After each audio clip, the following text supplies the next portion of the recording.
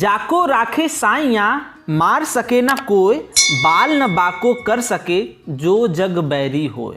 दोस्तों बहुत सारी टेलीकॉम कंपनियां मार्केट में आई और चली गईं, लेकिन दोस्तों बीएसएनएल तब भी था, आज भी है और आगे भी रहेगा। जैसा कि दोस्तों आप अपनी स्क्रीन पे क्लियरली देख सकते हैं कि बीएसएनएल को हुआ 1177 करोड़ का मुनाफा और दोस्तों बीएसएनएल ने अपना 52% तक जो घाटा था, जो लॉस था, उसको कम कर लिया है। जी हां दोस्तों, ये सारा सब कुछ बीएसएनएल बिना 4G नेटवर्क के कर रहा है। आप सोच सकते हैं कि अगर बीएसएनएल को 4G नेटवर्क दे दिया जाए तो बीएसएनएल कितना अच्छा परफॉर्म कर सकता है। दोस्तों फाइनेंशियल एक्सप्रेस की ये रिपोर्ट है, चलिए उसको थोड़ा डिटेल में देखते हैं। दोस्तों फाइनेंशियल एक्सप्रेस के इस रिपोर्टिंग में आप क्लियरली देख सकते हैं कि BSNL slashes financial year 2021 losses by 52% with reduced staff cost. जैसा कि आप यहां पे क्लियरली देख सकते हैं कि wage bill was down by 51% at ₹6,679 crore. दोस्तों ये रिपोर्ट आप देख सकते हैं कि 17 जुलाई की ये रिपोर्ट है, फाइनेंशियल एक्सप्रेस न्यूज़पेपर में छपी हुई है। आप यहां पे क्लियरली देखेंगे कि BSNL state own had manage to reduce its losses by more than 50% at 7,441 crore in financial year 21 after its wage bill came down by around 51% at 6,679 crore. ऐसा आप क्लियरली देख सकते हैं कि बीएसएनएल ने अपना जो लॉस है वो 50% से भी कम कर दिया है, स्टाफ की जो वेजेस थे उसमें कटौती करके। आप यहां पे एक चीज दोस्तों और भी देखेंगे, this was due to a voluntary retirement scheme undertaken by the company following a revival package offered by the government of India in October 2019। जैसा कि दोस्तों आपको भी पता होगा कि बीएसएनएल से लगभग 80,000 कर्मचारी वीआरएस लेके रिटायर हो गए थे वॉलेंट्री रिटायर स्कीम के थ्रू। वो 31 जनवरी 2020 को वो रिटायर्ड हो गए थे। उसके बाद से बीएसएनएल में जो स्टाफ की जो वेजेज है उसमें काफ़ी कमी देखी गई, जिसके कारण ये जो बीएसएनएल का प्रॉफिट है वो आपके सामने दिख रहा है। आगे दोस्तों ये लिखते हैं कि BSNL has posted a massive loss of ₹15,049 crore in financial year 20। BSNL के पास जो दोस्तों पूरा लॉस था 2020 में, फाइनेंशियल ईयर 19-20 में जो पूरा लॉस था वो था दोस्तों 15,499 करोड़। जी हाँ दोस्तों, बिल्कुल सही देख रहे हैं आप, 15,499 करोड़ पूरा लॉस था, लेकिन उसको दोस्तों बीएसएनएल ने घटा के कर दिया है 7,441 करोड़। जैसा कि दोस्तों आप यहां पे क्लियरली देख सकते हैं कि as a result BSNL become EBITDA positive after more than 3 year. 3 साल के बाद दोस्तों बीएसएनएल EBITDA पॉजिटिव हुआ है। The company reported a positive EBITDA of 1,177 crore in financial year 21 against negative EBITDA और loss of ₹6,879 crore year back. जैसा कि दोस्तों बीएसएनएल का जो EBITDA लॉस था वो फाइनेंशियल ईयर 19-20 में था 6,879 करोड़, लेकिन दोस्तों आप देख सकते हैं कि बीएसएनएल ने फाइनेंशियल ईयर 20-21 में 1,177 करोड़ का EBITDA पॉजिटिव ग्रोथ किया है। आप यहां पे दोस्तों ये क्लियरली देख सकते हैं कि during the year income from service significantly increases. BSNL की जो सर्विस है उससे जो इनकम है बीएसएनएल की वो काफी इंक्रीज हुई है। वो आप यहां पे क्लियरली देख सकते हैं कि increase in fibre to home FTTH and enterprise segment.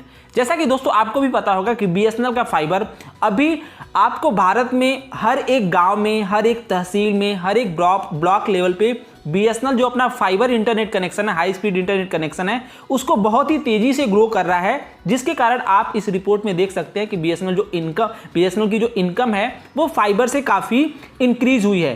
During the year income from service significantly increase in fibre to the home service and enterprise business. Enterprise business से भी जो बड़े बड़े बिजनेसेस हैं उससे भी बीएसएनएल की जो रेवेन्यू है वो काफ़ी ग्रोथ हुई है। अब इंटरप्राइज बिजनेस के बारे में थोड़ा सा शॉर्ट में आपको बता दूं तो जैसे जो बैंक के लीज लाइन है, लीज सर्किट है, किसी को डेडिकेटेड पाथ है या बैंडविड्थ दिया जाता है, जितने भी बड़े बड़े बिजनेस होते हैं दोस्तों वो इंटरप्राइज बिजनेस में काउंट होता है।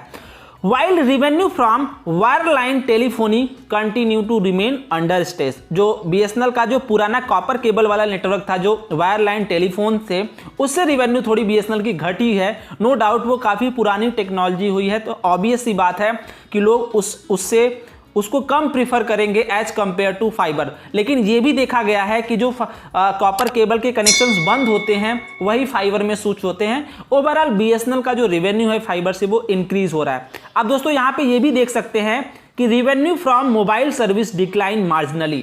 जो बीएसएनएल के मोबाइल नेटवर्क से जो बीएसएनएल की रिवेन्यू होती है वो थोड़ी सी घटी है, बहुत कम घटी है। लेकिन दोस्तों आपको ये भी देखना होगा कि बीएसएनएल अपने 3G के बावजूद भी उसके रिवेन्यू में बहुत कम लॉस देखने को मिल रहा है। आप मोबाइल सेक्शन में ये आप क्लियरली देख सकते हैं कि revenue from mobile service decline marginally due to the impact of the pandemic, absence of 4G services and step competition from the private players. दोस्तों आपको भी पता होगा प्राइवेट प्लेयर्स के पास 4G नेटवर्क है, लेकिन बीएसएनएल अभी भी 2G और 3G से फाइट कर रहा है। उसके बावजूद भी कस्टमर का भरोसा बीएसएनएल पे है, क्योंकि आप गांव एरिया में जाएंगे तो वहाँ ऐसे बहुत सारे जगह मिल जाएंगे जहाँ पे आपको कोई भी प्राइवेट ऑपरेटर्स नहीं मिलेंगे, सिर्फ वहाँ पे बीएसएनएल सर्विस प्रोवाइड कर रहा है। भले ही वहाँ पे वो बीएसएनएल घाटे में हो, लेकिन उसके बावजूद भी बीएसएनएल वहाँ पे सर्विस प्रोवाइड करता है। और ऑब्वियस सी बात है, आप खुद अगर सिम कार्ड लेने जाएंगे तो अगर बगल में 4G सिम कार्ड बेचा जा रहा है और बगल में 3G सिम कार्ड बेचा जा रहा है तो नो डाउट आप 4G को ही प्रीफर करेंगे, क्योंकि 4G में स्पीड आपको अच्छी मिलेगी। तो ये भी एक रीज़न है बीएसएनएल के मोबाइल नेटवर्क से जो रिवेन्यू है उसके घटने का। और आपको भी पता होगा मार्केट में इतने सारे कंपटीशन हैं कि लोगों के पास 4G है और बहुत सारी चीज़ें हैं, लेकिन बीएसएनएल के पास अभी भी 2G 3G पे वो फाइट कर रहा है। उसके बावजूद भी जो उसकी रिवेन्यू है मोबाइल सेगमेंट में बहुत ही थोड़ी सी घटी हुई है। आप दोस्तों यहाँ पे क्लियरली देख सकते हैं the company FTTH revenue is increase at 9,037 crore in financial year 21। जो कंपनी की फाइबर की रिवेन्यू थी वो 937 करोड़ तक बढ़ी है, जैसा कि फाइनेंशियल ईयर 20 में जो उसकी रिवेन्यू थी वो 517 करोड़ थी और इस बार वो 937 करोड़ बढ़ के हो गई है। अब दोस्तों बात करें अगर मोबाइल की, तो मोबाइल की जो रिवेन्यू थी वो घटी है थोड़ी सी, जैसा मैंने बताया। फाइनेंशियल ईयर 1920 में जो था वो था 8,067 करोड़, लेकिन वो 20-21 में आकर के हो गया है 7,716 करोड़। तो थोड़ा सा डिक्रीज हुआ है। लेकिन दोस्तों आपको भी पता होगा बीएसएनएल के पास अभी भी 4G network all over the India नहीं है। ये भी एक काफ़ी रीज़न है बीएसएनएल के मोबाइल सेगमेंट से जो बीएसएनएल का मार्जिनली लॉस देखा गया है। मोबाइल सेगमेंट में थोड़ी सी रिवेन्यू में कमी देखी गई है, ये एक रीज़न है। और आपको भी पता था इतना पैंडेमिक था, इतने पैंडेमिक में भी बीएसएनएल खड़ा रहा।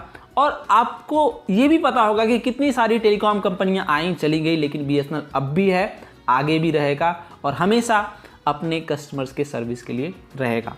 इसीलिए दोस्तों कहा जाता है कि बीएसएनएल है सबसे अच्छा और सबसे सस्ता, वो आपकी अपनी सरकारी कंपनी है।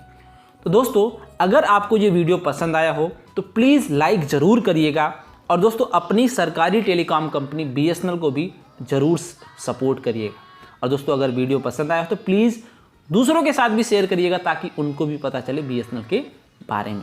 चलिए दोस्तों मिलते हैं अगले वीडियो में, तब तक के लिए अपना और अपनों का ख्याल रखिएगा। धन्यवाद दोस्तों।